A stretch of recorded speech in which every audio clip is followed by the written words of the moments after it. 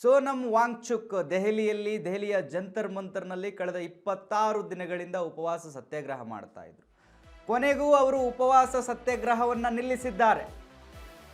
ಸೋನಂ ವಾಂಗ್ಚುಕ್ ಉಪವಾಸ ಸತ್ಯಾಗ್ರಹ ಅಂತ್ಯ ಆಗಿದೆ. ಜ್ಯೂಸ್ ಸೇವಿಸಿ 26 ದಿನಗಳ ಉಪವಾಸ ಸತ್ಯಾಗ್ರಹ ಏನಿತ್ತು ಅದಕ್ಕೆ ತೆರೆಯನ್ನು ಎಳೆದಿದ್ದಾರೆ.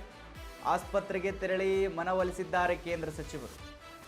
ಸೋನಂ ಮನವೊಲಿಸಿದ್ದಾರೆ ನಡ್ಡಾ, ಜಿತೇಂದ್ರ ಸಿಂಗ್.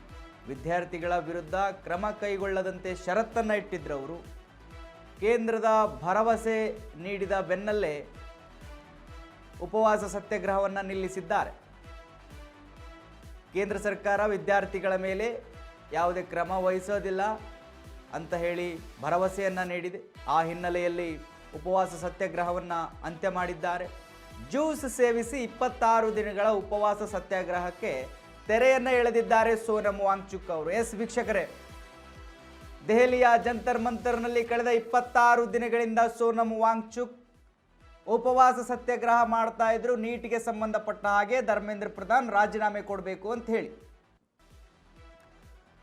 ನ್ಯಾಯಾಲಯದ ಆದೇಶ ಕೂಡ ಇತ್ತು. ಅವರು ಉಪವಾಸ ಮಾಡಬಾರ್ದು, ಅವರು ಅಂದರೆ ಭಾಳ ಕಠಿಣ ಪರಿಸ್ಥಿತಿಗೆ ಬಂದಿದ್ರು. ಉಪವಾಸ 26 ದಿನ ಅಂದರೆ ಸುಮ್ಮನೆ ಅಲ್ಲ. 21 ದಿನಕ್ಕೆ ಅವರಿಗೆ ಹಾಸ್ಪಿಟ್ಲಿಗೆ ಕರೆದೊಯ್ಯಲಾಯಿತು ಬಲವಂತವಾಗಿ. ಪೊಲೀಸರು ಬಲವಂತವಾಗಿ ಕರೆದೊಯ್ದರು ಅವರಿಗೆ.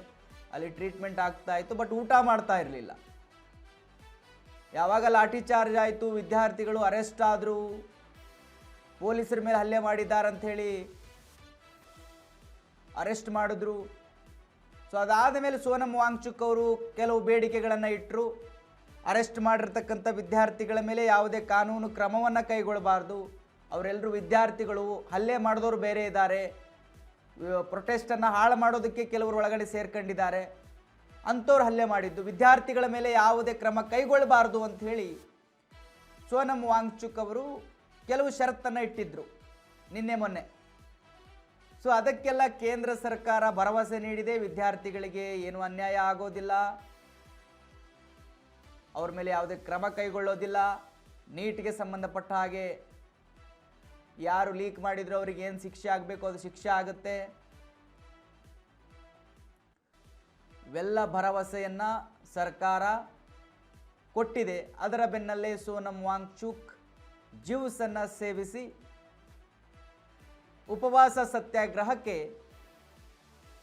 ಅಂತ್ಯವನ್ನು ಹಾಡಿದ್ದಾರೆ.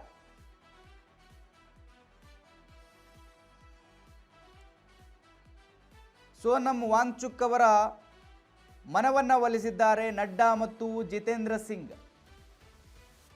ಮನವೊಲಿಸಿದ ನಂತರ ಜ್ಯೂಸನ್ನು ಕುಡಿದು ಆ ಉಪವಾಸ ಸತ್ಯಾಗ್ರಹವನ್ನು ಅಂತ್ಯ ಮಾಡಿದ್ದಾರೆ.